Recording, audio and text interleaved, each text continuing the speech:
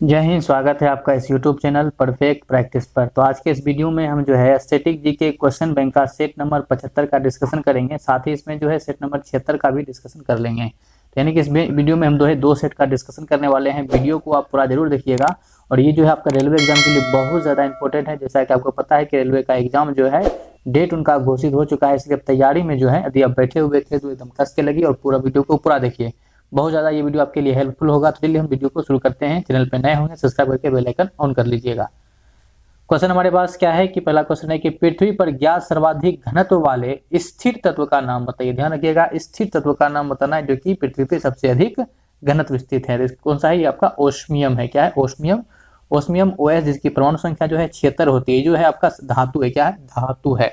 और आपका टंगस्टन, जिसकी जो होता है संकेत होता है आपका W होता है, और इसके जो परमाणु संख्या होता है वो आपका 74 होता है। जबकि एल्युमिनियम आपको पता ही होगा, इसकी Al होता है और परमाणु संख्या इसका 13 होता है। सोडियम भी पता होगा आपको, इसका परमाणु Na होता है और परमाणु संख्या 11 होता है। सोडियम को क्या करते हैं? केरोसिन तेल में डुबाकर रखा जाता है। जबकि टंगस्टन का उपयोग जो होता है विद्युत बल्ब का जो फिलामेंट होता है उसको बनाने में इसका उपयोग किया जाता है। नेक्स्ट क्वेश्चन बढ़ते हैं कि प्रोपेन में क्रमशः कितने कार्बन और हाइड्रोजन परमाणु होते हैं। तो आपको प्रोपेन का सूत्र पता होना चाहिए। क्या होता है? प्रोपेन का सूत्र क्या होता है? C3H8 होता है। तो इससे पता चल गया होगा कि कार्बन की संख्या कितना है? 3 है, और हाइड्रोजन का कितना है? 8 है। यानी कि 3 और 8 इसका आंसर हो जाएगा, जो कि ऑप्शन 1 में उपस्थित है। ठीक है। क्वेश्चन नेक्स्ट बढ़ते हैं कि निम्नलिखित में से किस पशु को भारत के राष्ट्रीय प्रतीक में स्थान नहीं मिला है। ध्यान रखिएगा कि राष्ट्रीय प्रतीक में जो है, जो जितने भी राष्ट्रीय प्रतीक हैं, चिन्ह है, उसमें भारत के उस पशु का स्थान नहीं होना चाहिए। तो वो कौन है? वो आपका ऊंट है। कौन है? ऊंट। ऊंट, जिसको कि राजस्थान का जहाज भी कहा जाता है, ये ऊंट है। ऊंट का जो होता है पीठ के ऊपर इस तरह का कुबर होता है। आपको बताना है कमेंट करके, इसकी पीठ में जो इस तरह का कुबर होता है उठा हुआ, उसमें क्या होता है। नेक्स्ट क्वेश्चन बढ़ते हैं। संयुक्त राष्ट्र अस्थायी लक्ष्यों के संदर्भ में निम्नलिखित में से कौन सा युग्म गलत है। फिर से यहाँ पे आपको गलत जो कथन है युग्म, उसी को यहाँ पे बताना है। तो इसमें जो ऑप्शन आपका है इसका C, यही आपका गलत है, जो कि गुणवत्तापूर्ण शिक्षा ACDG 3, इसमें क्या गया? ये आपका क्या है? ये गलत है और गलत को ही ढूंढना था। ऑप्शन C इसका करेक्ट होगा। राज्य के महाअधिवक्ता की नियुक्ति कौन करता है। तो राज्य की जो महाअधिवक्ता होता है उसका नियुक्ति जो है वो जो राज्य के जो राज्यपाल होते हैं, जो राज्य के राज्यपाल होते हैं, उसके द्वारा किया जाता है। यानी कि ऑप्शन ए हो जाएगा। स्वराज पार्टी की स्थापना का क्या उद्देश्य था।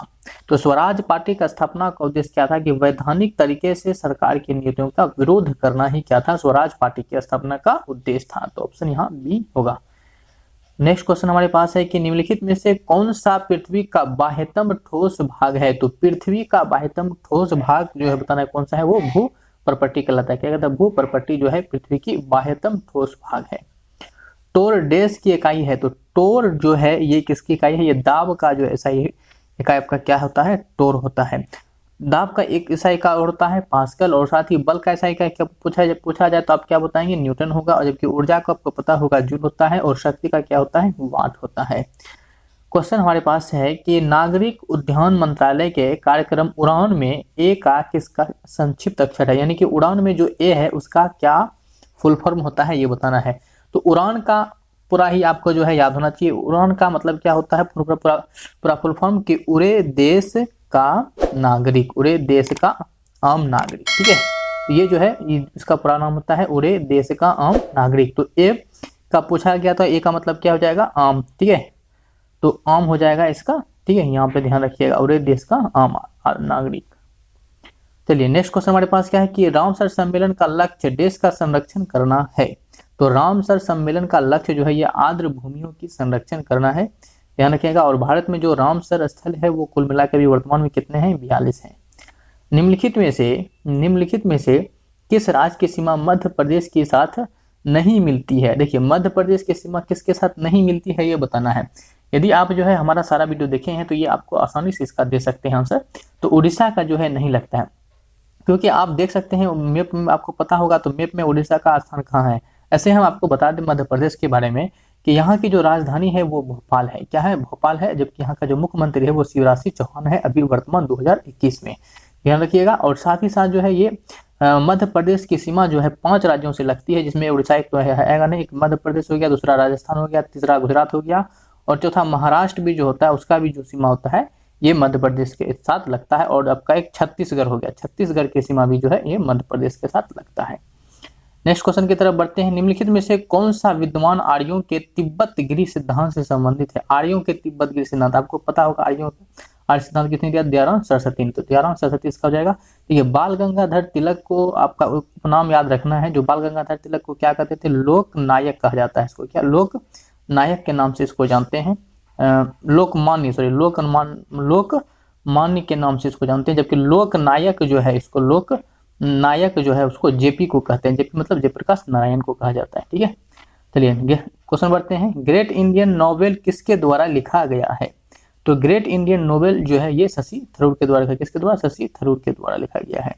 व्यंजन के एक अणु की संरचना में आबंध कोण यानी अंशों में कितना होता है? यानी कि एंगल बताना है जो व्यंजन के अणु में होता है वो कितना होता है। तो वो व्यंजन के 120 अंश इसका होता है। कितना होता है? 120 अंश। देखिए व्यंजन का फॉर्मूला पता होगा, C6H6 होता है।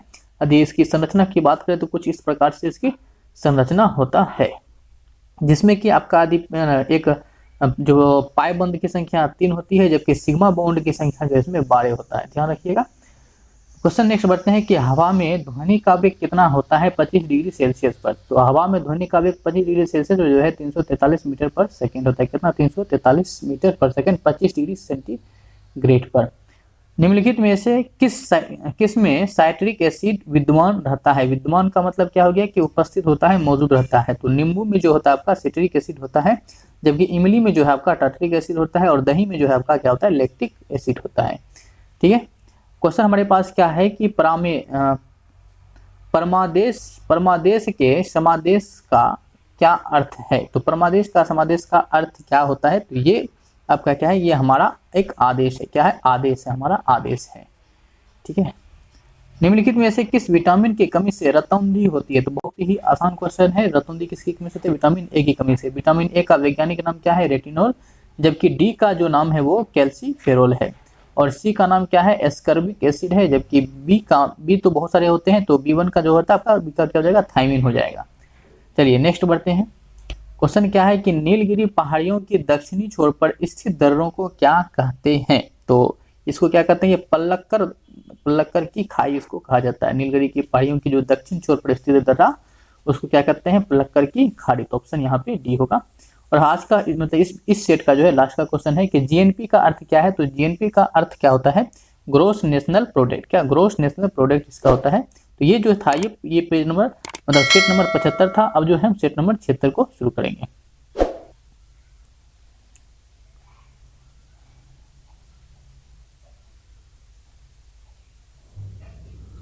चलिए अब जो है जैसे कि आप देख रहे हैं कि अब हम क्या करेंगे? सेट नंबर 76 का डिस्कशन करेंगे। तो इसमें देखते हैं क्या सब क्वेश्चन है। यदि वीडियो पे अभी तक आपने लाइक नहीं किया है तो लाइक जरूर कर दीजिएगा, और वीडियो को शेयर भी जरूर कर दीजिएगा, और कमेंट करके हमें बताइएगा आपको ये वीडियो कैसा लगा। तो चलिए शुरू करते हैं क्वेश्चन से। क्वेश्चन क्या है कि निम्नलिखित में से किस वृक्ष की लकड़ी का प्रयोग कर्नाटक के शास्त्रीय संगीत में प्रयोग किए जाने वाले बड़े कसरित तार वे वाद्य यंत्र बनाने के लिए किया जाता है, जैसे कि बोबिकली वीणा या फिर सरस्वती वीणा के नाम से जानता है। क्वेश्चन बड़ा कर दिया गया है। इसमें जो है आपको सिंपल ये बताना है कि जो है ना वृक्ष जो आपका बनाते हैं शास्त्रीय संगीत के लिए बनाया जाता है वीणा, ठीक है, सरस्वती वीणा या फिर वो भी जो भी वीणा इसको या वाद्य यंत्र के लिए प्रयोग करते हैं कर्नाटक के, वो कौन सी लकड़ी का प्रयोग करते हैं, बस इतना ही आपको बताना था। ये क्या करते हैं? कटहल की लकड़ी इसमें प्रयोग किया जाता है। किसका? कटहल का। ठीक है, क्वेश्चन चलिए नेक्स्ट हमारे पास है कि देश कोशिका की शक्ति गृह यानी कि पावर हाउस कहलाते हैं। तो माइटोकॉन्ड्रिया, आपको पता होगा माइटोकॉन्ड्रिया को जो है क्या कहते हैं? कोशिका की शक्ति गृह या फिर पावर हाउस माइटोकॉन्ड्रिया क्यों कहा जाता है। और माइटोकॉन्ड्रिया के अंदर जो होता है वो जब वो वायवीय श्वसन चलता है तो 36 ATP जो है ऊर्जा का निर्माण होता है, जबकि 2 ATP जो होता है आपका ग्लाइकोलिसिस के दौरान जो है आपका वो किसमें? जीव द्रव में हो जाता है। तो इस तरह से कुल मिला के जो होता है आपका ये 38 ATP बनता है। चलिए नेक्स्ट क्वेश्चन की तरफ बढ़ते हैं। क्वेश्चन हमारे पास क्या है कि आईने अकबरी पुस्तक के लेखक का नाम बताइए। तो आईने अकबरी की जो पुस्तक के लेखक है वो कौन है? अबू फजल जो है आईने अकबरी पुस्तक के लेखक हैं। पैठन जिला विद्युत परियोजना यानी कि हाइड्रो इलेक्ट्रिक प्रोजेक्ट देश नदी पर है। तो ये किस नदी पर जो है? ये आपका गोदावरी नदी पर जो है आपका हाइड्रो इलेक्ट्रिक प्रोजेक्ट जो है वो गोदावरी नदी पर स्थित है। ऑस्कर पुरस्कार जीतने वाले पहले अभिनेता का नाम बताइए। तो ऑस्कर पुरस्कार जो जीतने वाले अभिनेता थे वो कौन थे? Emil Jennings. और ऑस्कर पुरस्कार की शुरुआत जो है ये 1929 से जो है ऑस्कर पुरस्कार की शुरुआत हुआ है। चलिए नेक्स्ट क्वेश्चन की तरफ बढ़ते हैं। क्वेश्चन क्या है कि फतेहाबाद जिले के नाम की व्युत्पत्ति 14वीं शताब्दी में डैश द्वारा स्थापित नाम शास्त्रीय मुख्यालय शहर में हुई, जिसने इसका नाम अपने बेटे फतेह खान के नाम पर था। तो किसके द्वारा जो है ये फतेहाबाद जिले की जो है स्थापना किया गया, ये आपको मुख्य रूप से बताना है। फिरोज शाह तुगलक के द्वारा जो है ये किया गया था। किसके द्वारा? फिरोज शाह तुगलक के द्वारा। क्वेश्चन हमारे पास क्या है कि प्रोटियम, ड्यूटेरियम और ट्राइटियम डैश के प्रतीक रूप में पाए जाने वाले समस्थानिक है। तो ये आपको पता ही होगा कि जो प्रोटियम, ड्यूटेरियम और ये आपका ट्राइटियम है ये हाइड्रोजन के समस्थानिक है। किसने? हाइड्रोजन के।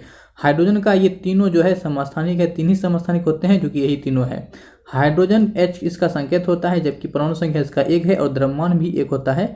हाइड्रोजन में क्या होता है? तो न्यूट्रॉन जो होता है हाइड्रोजन में नहीं होता है। एकमात्र धातु जो है हाइड्रोजन ही जिसमें कि क्या होता है? न्यूट्रॉन नहीं होते हैं। स्वर्ण यानी सोना का जो संकेत होता है वो Au होता है, कार्बन का C होता है, नाइट्रोजन का N होता है। इसकी परमाणु संख्या जो होता है सोना का वो 79, कार्बन का जो होता है आपका वो C होता है, C6 होता है, नाइट्रोजन का जो होता है वो 7 होता है। ठीक है। क्वेश्चन चलिए नेक्स्ट देखते हैं क्या है कि 2 दशकों के प्रतीक या अवधि के बाद आधिकारिक तौर पर टोक्यो ओलंपिक के लिए अर्हता प्राप्त करने वाले भारतीय घुड़सवार का नाम बताएं। तो ये भारतीय घुड़सवार कौन थे? ये फवाद मिर्जा थे। कौन थे? फवाद मिर्जा, यानी ऑप्शन ए। पुर्तगालियों ने गोवा को किस वर्ष अधिकृत किया था? तो पुर्तगालियों ने गोवा को जो है 1510 ईस्वी में ये अधिकृत किया था, 1510।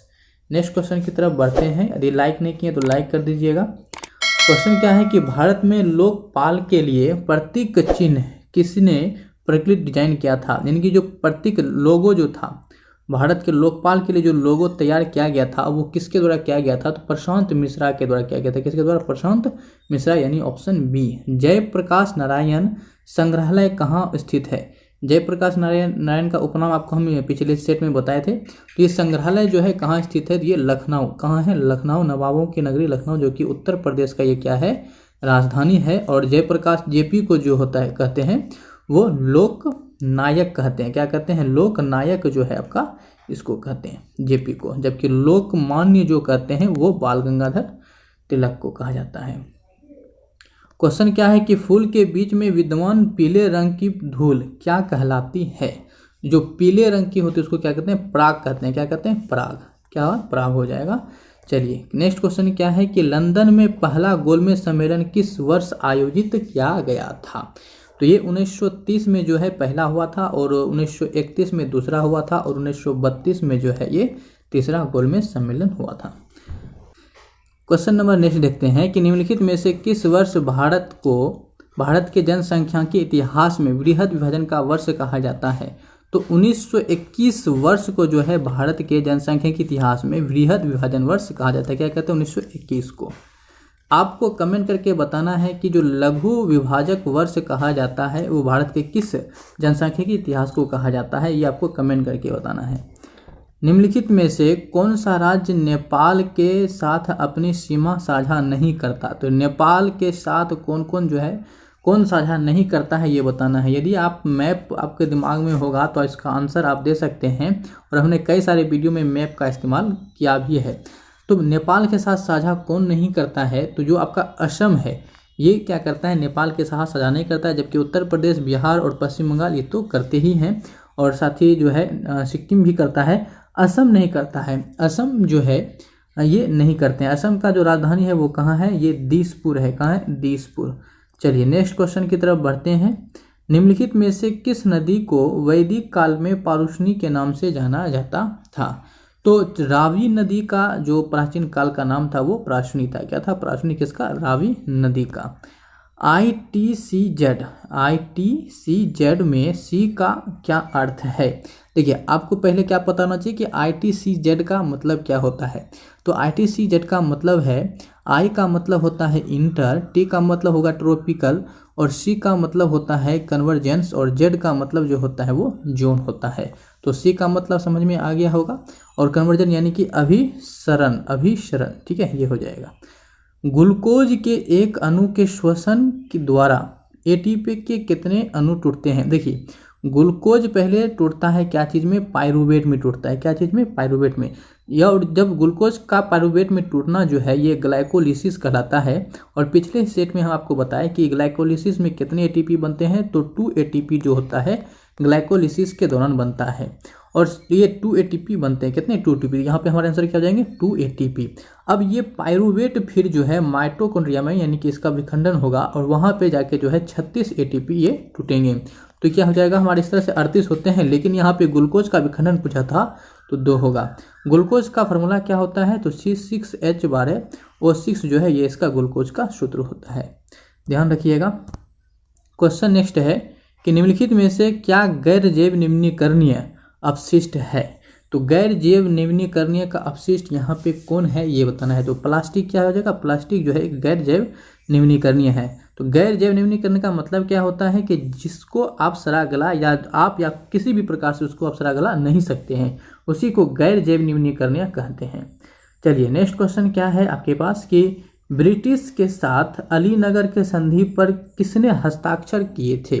तो ब्रिटिश के साथ जो है सिराजुद्दौला ने जो है अलीनगर के संधि पर हस्ताक्षर किए थे। कौन? सिराजुद्दौला, यानी कि ऑप्शन ए होगा। तो इस तरह से जो है हमने ये सेट नंबर 76 को भी पूरा किया, और ये इस तरह से इसमें हम 75 और 76 सेट को जो है पूरा कर लिए हैं। आशा करता हूँ ये वीडियो आपको अच्छा लगा होगा। यदि आप वीडियो को आपने अभी तक लाइक नहीं किया है तो लाइक कर दीजिएगा, और नए हैं चैनल पे तो इसको सब्सक्राइब कर दीजिएगा, और कमेंट करके हमें बताइए कि आपको वीडियो ये कैसा लगा। मिलेंगे किसी नेक्स्ट वीडियो में बहुत जल्द, तब तक के लिए जय हिंद।